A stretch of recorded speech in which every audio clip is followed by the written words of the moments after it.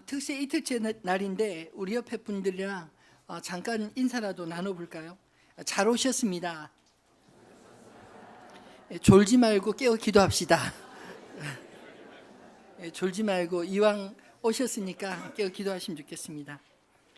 사실 깊이 잠이 들어 있다가 일어나는 거 참 힘들지 않으신가요? 잠을 일부러 깨워서 일어나는 것은 생각보다 쉽지 않습니다. 생체 리듬도 잘 맞지 않고 그래서 하루 종일 멍하게 보내실 때도 있으리라 생각합니다. 저도 토요일 새벽부터 지금 3일째 계속 자다가 깨다가 이 쪽잠을 자며 설교 준비하는데 밤에 한 2시간, 1시간, 2시간 이렇게 자고 일어나서 설교 준비를 하는데 참 힘이 듭니다. 그런데 긴장하고 또 제가 해야 될 일이 있으니까 일어나집니다. 우리 생체 리듬도 영적으로 긴장하고 또 해야 될 일이 있으면 그 상황에 맞추어 깨어나질 줄로 믿습니다. 오늘 본문의 이야기는 니느웨로 가기 싫어서 이 반대편 다시스 행의 배를 탄 요나의 이야기입니다. 배를 탈 때만 해도 요나 생각대로 잘 풀리는 듯 하지 않았습니까? 그리고 배 밑층에 잠자기 좋은 자리를 찾아 편안하게 잠을 들었을 때만 해도 아무 일도 일어나지 않을 줄 알았습니다. 그런데 요나가 한참 깊이 잠들어 있을 때 밖에는 난리가 났습니다. 거센 풍랑에 배가 거의 파산할 지경에 이르렀기 때문입니다. 요나가 탄 배가 침몰 직전까지 간 것은 사실 요나 때문인데 요나만 모르고 잠들어 있었다는 것입니다. 오늘 본문에서 특별히 요나의 잠에 주목하는 이유가 무엇일까요? 요나가 잠을 자고 있는 모습은 사실 요나의 영적 상태를 가장 잘 표현한 그런 이유이기 때문 아니겠습니까? 요나가 풍랑이는 바다 한가운데서 눈을 감고 영적인 잠에 취해 있었다는 것이 무엇을 의미하겠습니까? 요나가 하나님의 명을 받았음에도 불구하고 그 사명에 대해서 마치 자기와 상관없다는 듯이 눈을 감고 있었다, 이 뜻 아닌가요? 또 요나가 하나님의 심판에 직면한 니느웨에 대해서 혹은 니느웨 때문에 세상에 겪게 될 고통에 대해서 나와 상관없다며 그저 눈을 감고 있었다, 이런 말 아니겠습니까? 이렇게 자기가 타고 있는 배가 깨어지는 줄도 모르고 태평하게 잠자고 있는 요나의 모습은 어쩌면 세상이 어떻게 되든 나와 상관이 없다는 듯이 영적으로 깊이 잠들어 있는 오늘 우리의 교회와 이 땅의 우리의 모습과 다를 바 없는 그런 일 아닐까요? 어쩌면 이 땅에 하나님의 메시지를 가지고도 그 메시지대로 살지 않는 우리의 모습이 오늘 요나의 모습과 같지 않나, 이런 생각이 문득 들었습니다. 오늘 본문의 말씀은 영적으로 깊이 잠들어 있는 요나를 하나님께서 친히 흔들어 깨우시는 말씀입니다. 오늘 이 말씀에 우리의 잠들어 있는 영혼도 요나와 함께 깨어나게 되기를 주님의 이름으로 축원합니다. 하나님은 잠들어 있었던 이 요나를 어떻게 깨우셨나요? 첫 번째로 폭풍을 보내어서 그 요나를 깨우셨습니다. 오늘 본문 4절은 이렇게 시작합니다. 여호와께서 큰 바람을 바다 위에 내리심에 바다 가운데에 큰 폭풍이 일어나 배가 거의 깨지게 된지라. 이 폭풍을 보내신 분이 누구라고요? 바로 하나님이시라는 말씀입니다. 다시스로 가는 배를 순적히 만나 요나가 처음에는 좋아했을지 모르지만 하나님은 요나가 니느웨로 가는 배를 타지 않고 다시스로 가는 배를 타고 있었음을 알고 계셨습니다. 그리고 요나가 하나님과 세상에 눈을 감고 깊이 잠들어 있는 것도 주님이 아셨습니다. 그 깊은 잠을 깨우기 위해 하나님이 요나가 탄 배가 지나는 그 바다에 큰 바람을 보내셨다는 것입니다. 하나님이 폭풍을 보내신 것은 요나를 흔들어 깨우기 위함이었습니다. 그런데 문제는 잠들어 있는 요나만 깨어나는 것이 아니라 그 배에 타고 있던 다른 사람들도 함께 이 폭풍을 맞았다. 이렇게 성경은 말하고 있지 않습니까? 나는 아무 잘못이 없어도 다른 사람들 때문에 봉변을 같이 당할 때가 있지 않나요? 억울하겠지만 요나가 탄 배에 있었던 사람들이 딱 그런 억울한 상황에 빠지게 된 것 아닌가요? 하나님의 사람 때문에 이 배에 함께 탄 사람들까지 이 폭풍을 맞은 것이 그들에게 얼마나 억울한 일입니까? 하나님의 사람 때문에 순풍을 맞기도 하고 또 하나님의 사람 때문에 폭풍을 만나 위험에 빠지기도 한다는 이 사실을 오늘 우리가 깨달아야 되지 않을까요? 저는 지금 한반도에도 올라오는 폭풍 소식을 듣곤 합니다. 제가 이제까지 살아오면서 지금처럼 구체적인 위기의식을 들었을 때가 있었나 싶을 정도입니다. 북한은 수소폭탄 실험에 성공하고 미국까지 도달할 미사일 개발에 괄목할 만한 성공을 계속 거두고 있습니다. 김정은이 세계 최강의 미국과 이 수소폭탄과 대륙간 탄도미사일로 힘의 균형을 한번 이루어 보겠다고 저렇게 미쳐 날뛰고 있는데 미국이 가만히 보고 있을 상황이 결코 아닌 것입니다. 한국 역시 마찬가지 상황이 아닌가요? 앞으로 북한이 수소폭탄을 무기화하면 남한을 얼마나 우습게 보고 온갖 협박을 해올지 뻔한 상황이 아닙니까? 수소폭탄 한 발에 최첨단 그 모든 무기들이 너무나 작게 느껴지는 것이 저만의 생각은 아니라 생각합니다. 문재인 대통령이 아무리 평화와 대화를 외쳐도 북한은 우리와 상대도 안 하고 있습니다. 사실 현재 북한 정권과 상대하는 것은 정말이지 예측이 너무나 불가능해서 대화 자체도 회의가 느껴지지 않습니까? 우리나라의 남북한 간 피비린내 나는 전쟁을 그치고 휴전한 지가 사실 65년 정도밖에 지나지 않았습니다. 그동안 잠깐 동안의 평화가 영원히 보장되리라 생각하면 순진한 생각 아닌가요? 미국의 트럼프 대통령이 말한 폭풍 정야의 상황이 지금 우리나라의 상황과 딱 들어맞는 그런 상황이라는 생각이 듭니다. 왜 이런 상황이 왔을까요? 교회가 하나님께서 주신 사명을 무시하고 세상의 소금과 비수로의 사명도 나몰라라 하면 하나님이 우리를 위해 하실 일은 단 하나, 폭풍을 보내어 깨우시는 것 아니겠습니까? 그동안 이 땅의 평화는 사실 기적 같은 것이었습니다. 어쩌면 우리 이전 세대가 새벽마다 저녁마다 나라 민족을 위해 기도해서 이 정도 평화가 오늘날까지 유지된 것은 아닐까요? 이제는 우리 차례입니다. 영적으로 무감각한 채 잠자지 말고 깨어 일어나 이제는 우리가 나라와 민족을 위해 기도해야 할 때인 줄로 믿습니다. 두 번째로 하나님은 요나의 깊은 잠을 그 배에 선장을 보내어서 깨우셨습니다. 이번 특세 주제의 말씀 6절을 잠도 깰 겸 다 같이 한번 다시 읽어볼까요? 선장이 그에게 가서 이르되 자는 자여 어찌함이냐 일어나서 내 하나님께 구하라. 혹시 하나님이 우리를 생각하사 망하지 아니하게 하시리라 하니라. 아멘.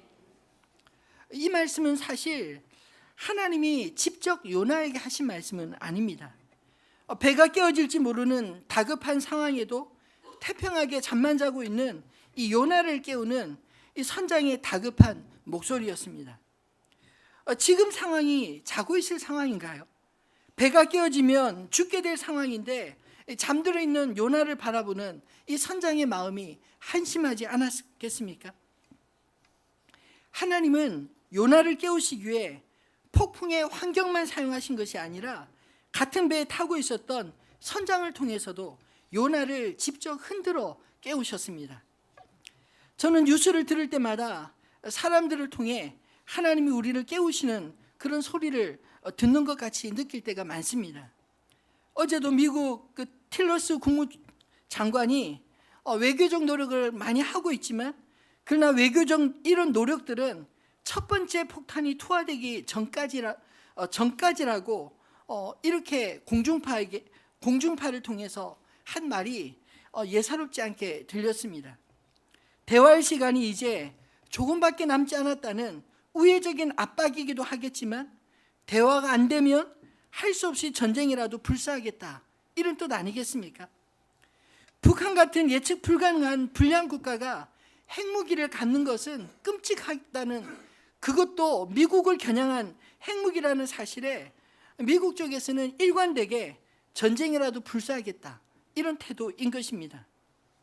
하나님께서 잠자고 있는 그의 백성들을 깨우실 때 환경과 함께 오늘 선장과 같이 그 상황에서 가장 영향력이 있는 사람들을 통해서도 동일한 메시지로 잠자는 하나님의 사람들을 깨우신다는 그 사실을 기억하시기 바랍니다. 상황이 종료되기 전까지는 우리에게 기도할 시간이 남아 있다는 것입니다. 요나에게 잠을 깨우며 뭐라고 이야기하고 있습니까? 혹시 하나님이 우리를 생각하사 망하지 아니하게 하시리라. 이 말씀이 오늘 저와 여러분을 위해 들려주시는 주님의 음성으로 듣게 되기를 바랍니다. 그리고 세 번째로, 제비 뽑기를 통해 요나의 사명을 깨우셨습니다. 성경에 가끔 등장하는 이 제비 뽑기는 유행같이 보이기도 하지만 사실 그 시대에 하나님의 뜻을 묻는 중요한 수단으로 사용되었던 방식이기도 합니다. 배사공들이 자기들 힘으로 이제 배를 항해할 못하고 배를 포기할 상황이 되자 도대체 이 재앙이 누구 때문에 일어났는지 한번 알아보긴 하자, 그러면서 배에 탄 모두를 대상으로 제비 뽑기를 했습니다. 그런데 정확하게 요나가 그 제비에 뽑혔습니다. 사람들이 요나에 대해 자세히 알기 위해 이렇게 물었습니다. 이 재앙이 누구 때문에 우리에게 임하였는가 말하라. 내 생업이 무엇이며 내가 어디서 왔으며 내 나라가 어디며 어느 민족에 속하였느냐. 그리고 요나를 통해서 요나가 그동안 들키고 싶지 않았던 그 폭풍의 이유를 듣게 되었습니다. 9절에 보면 그가 대답하되 나는 히브리 사람이요 바다와 육지를 지으신 하늘의 하나님 여호와를 경외하는 자로라 하고 자기가 여호와의 얼굴을 피함인 줄을 그들에게 말하였으므로. 아이러니하지 않습니까? 하나님을 피해 달아나던 요나를 통해 요나를 제외한 다른 이방인들 앞에서 하나님이 어떤 분이신지 그를 통해 우리가 듣고 있는 것입니다. 그리고 하나님이 자기에게 니느웨로 가서 무슨 말을 하라 하셨는지, 또 자신이 니느웨로 가야 될 배를 타지 않고 왜 지금 타고 있는 다시스행 배를 타고 있는지, 그 모든 이야기를 이 요나가 배사공들에게, 배 탄 사람들에게 말하게 된 것입니다. 여러분, 이 이야기를 듣는 배 사람들 입장에 어떤 느낌이 들었을까요?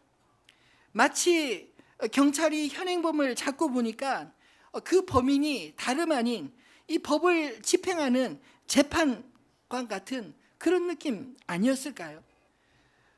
도대체 왜 너 때문에 우리가 이런 일을 당해야 되느냐, 이런 이야기를 듣는 것입니다. 뿐만 아니라 요나 입장에서 참으로 부끄럽고 한심한 그런 자기 입장을 말하고 있는 것 아니겠습니까? 여러분, 이렇게 요나가 제비 뽑혀서 자신의 처지를 말하는 이 과정에서 하나님은 요나를 그저 잠만 깨우시는 것이 아니라 자기의 사명이 무엇이었는지, 왜 자신이 탄 배가 이렇게 되었는지 고백할 기회를 주신 것입니다. 요나가 자기 사명의 자리를 떠났기 때문에 이런 어려움이 찾아온 것 아니겠습니까? 자신만 겪게 된 것이 아니라 자기와 함께한 모든 사람에게 얼마나 큰 피해를 끼쳤는지 요나의 입을 통해서 모든 사람들이 다 듣게 된 것 아닙니까? 여러분, 하나님의 사람들이 자기에게 주어진 사명의 자리를 떠나 영적인 잠을 자면 이런 일들이 얼마든지 일어날 수 있다는 사실을 오늘 요나서를 통해 우리에게 말씀하시고자 하는 것 아닐까요? 여러분, 혹시 요나와 같은 풍랑을 만난 사람이 있으십니까? 하나님의 사람으로 하나님을 모르는 사람들 앞에서 부끄러운 고백을 하지 않게 되길 주님의 이름으로 축원합니다. 하나님의 사람으로 주님 앞에서와 세상 사람들에게 축복이 되는 사명자로 사시길 주님의 이름으로 축원합니다. 말씀을 맺겠습니다. 요나가 비록 하나님과 세상에 눈을 감고 잠자고 있어도 요나를 향한 하나님의 뜻은 바뀌지 않았다는 사실을 오늘 이 말씀을 통하여 깨닫게 되기를 바랍니다. 하나님께서 굳이 말 안 듣고 이렇게 뺀질뺀질한 요나밖에 대안이 없었을까요?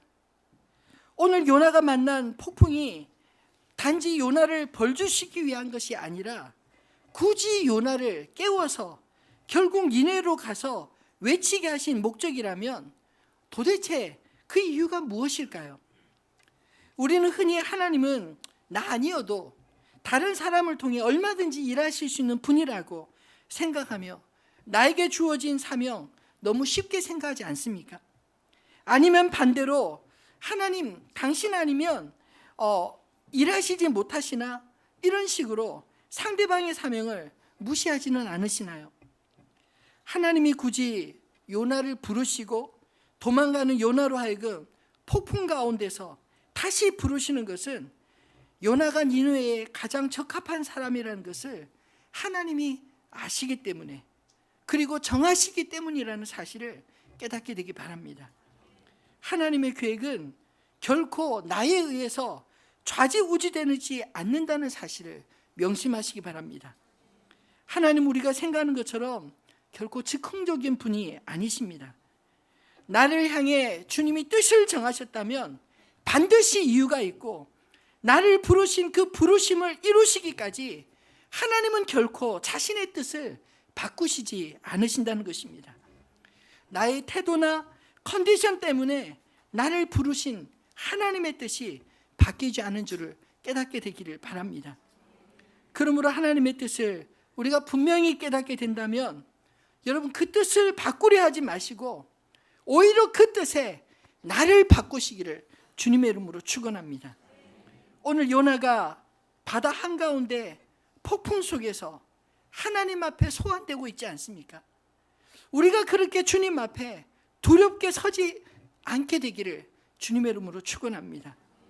우리 한 사람 한 사람이 바로 주님의 교회요, 주님의 사명을 감당해야 될 사명자임을 또한 기억하며 오늘 이 시간 우리의 사명을 주님 앞에 다시금 기억하고 폭풍 속에서라도 주님의 음성 다시 듣게 되길 소원합니다. 주님, 나를 향한 주님의 뜻을 다시 찾게 하시고 나의 잠들어 있는 영혼을 깨우시고 나에게 주신 사명을 다시금 깨닫게 도와주시옵소서, 붙들게 도와주시옵소서. 그런 마음으로 오늘 이 시간 우리들 찬양 409장 함께 찬양하겠습니다.